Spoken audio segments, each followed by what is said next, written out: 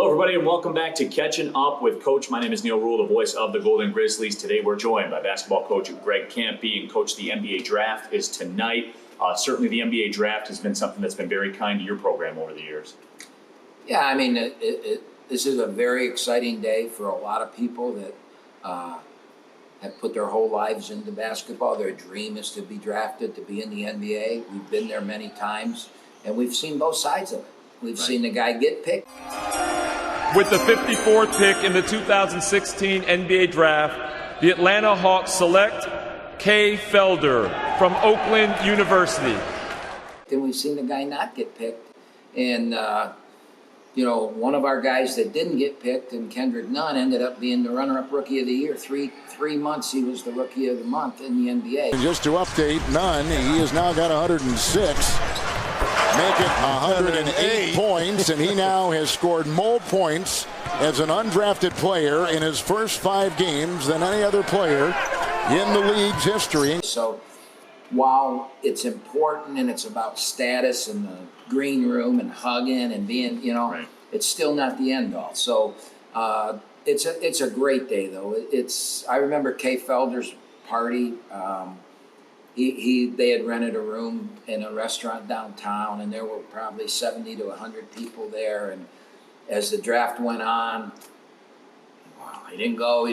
And then when he went, the relief and how excited. I mean, it's just a really fun thing. Yeah, and you look at it, too, you've seen that both ways. As you said, we've seen Keith Benson get drafted, Kay Felder got drafted.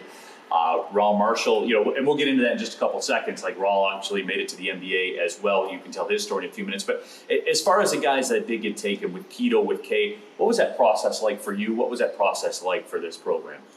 Well, the process itself it's as in-depth as there is. I mean, I tell our players now when we meet on this, they're going to call you a 4th grade math teacher. I mean, if they're going to invest millions in you in this day and age of all the bad things that can happen, the social media, you read almost every day about an athlete was up on top of the mountains, falling off now. So the investment into you, they'll call the trainer, they'll call the strength coach, they'll call your high school teachers. What's he like? What's his work ethic? Is he a good person? Does he say thank you?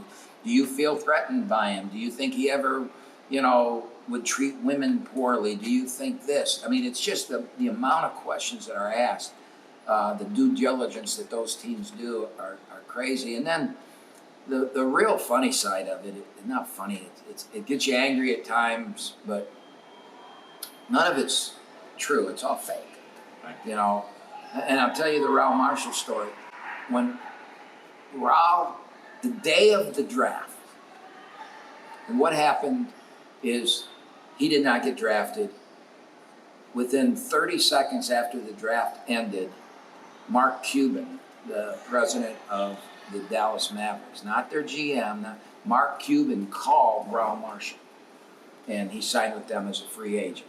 And if you're not taken, in a guaranteed money position, being a free agent like Kendrick was is a way better deal than being drafted 49th or 58th, 3rd or whatever. You get to pick and choose your situation. Yes, you pick the program that needs you.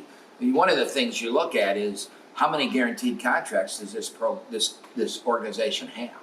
Because if they've got 13 guaranteed contracts, you ain't making the team. You're just going to play in the summer league and be practice meet. All right? So, that's an important piece of it. But going back to Raul, I've been told by many, many people that Raul was probably going to go somewhere between 15th and 40th. And, because he had the NBA body, the length, the defender he was, and all that kind of stuff. Most hated guy in college basketball, depends on who you're talking to. Whoa! How about Raul Marshall? So at about 2 o'clock that day, the guy I knew from the Toronto Raptors calls me on the phone, and he asked me about another player, and I don't remember who the player was, but we play that unbelievable schedule every year, so we play against a lot of guys that get drafted, and he wanted to know my opinion of this guy, and he played the same position that Raul did, and I said to him, well, I think he's really good at everything, but he's not Raul Marshall. Raul Marshall's a much better player. And the guy looked at me, or said to me on the phone, he said, well, there's no way Raul Marshall's going to be available at 41. They only had one pick in the draft, and it was 41. He won't be available at 41. So I felt really good about it. I go home, I'm watching the draft, and now Toronto's drafting with the 41st pick. And I yelled at my kids, I go, Raul's going right now. Because they said if he was available, they were going to take him. And they took some guy I never heard of. Right. And I go, 42 he's going to go, 40, and then he never went. And, but it was better for him. So it's a real crapshoot, and it's crazy, man. It's really. No, but what does that do for this program, though, Kemp? And I know, because I was here when Keto got drafted. That was the first draft pick. That opened doors for you as a coach, as a recruiter. That opened doors that were previously closed. Well, that's our biggest recruiting pitch now, is in the last 15 years, we've had 4 NBA players. And I remember during the spring, Fox News or Fox Sports, not Fox Sports Detroit, but the National Fox, on their Twitter page, every once in a while, they'll tweet out lists of things. Mm-hmm. And they tweeted out a list of Big Ten teams in the last decade and how many draft picks they've had. Or how many, I don't know, whatever it was. We would have been 6th in the Big Ten. In the Big Ten. Right.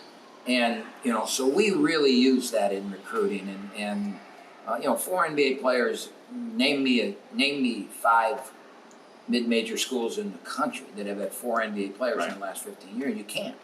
And so in recruiting, I take all the credit and tell the kid that I will do, it's all me. It had nothing to do with those players. You come and I will make you an NBA player. You touch them with the wand and you're going to the NBA. Yeah, so that's how we recruit now. Yeah. But Coach, again, just going back to that though, certainly you had the guys who named were called, but as you said, Raul, Kendrick as well, they didn't. You've seen both sides of it. And I thought you brought up an interesting point about how when you don't get drafted, you get to choose your own fate. Yeah, and that was really good for both Raul and for Kendrick. And, Kendrick didn't get drafted because he didn't check the boxes on some of the questions that we're asking. The reason he ended up at Oakland. And he really he was behind the 8 ball, and he had to go in there, and he had to prove himself not only as a player, because I don't think anybody questioned the player, he had to prove himself about who he is as a person. And I've never been as proud as anybody as I am of him. The foundation that he started this spring for children without fathers, and those types of things. And he has a couple kids, and he's been a tremendous father to them.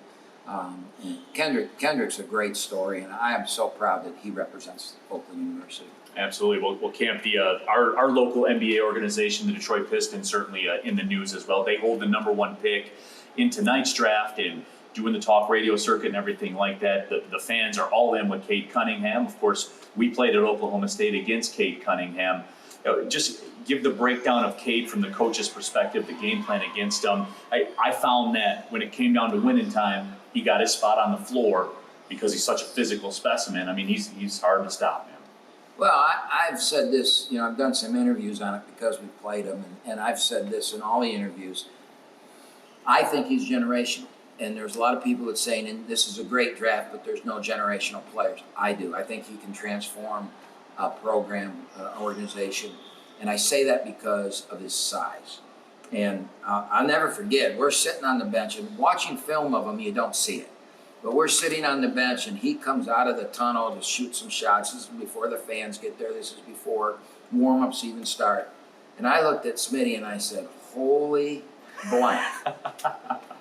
How big is he? And his shoulders. Now, he hasn't developed or grown into them, but his shoulders. And this is a point guard now. It's 6'8". Right. And he had the hair up. And, he just cast a shadow when he walked in there. And from that moment on, I knew why people were saying what they were. Now, as a player, he's good. He's 6'8". But the thing that you have to look at is the projection of what that physical body's going to be in 3 to 4 years. If you're watching the NBA Finals, on the last game, they showed a picture of Giannis. They showed a picture of Giannis when they drafted him and a picture of him today.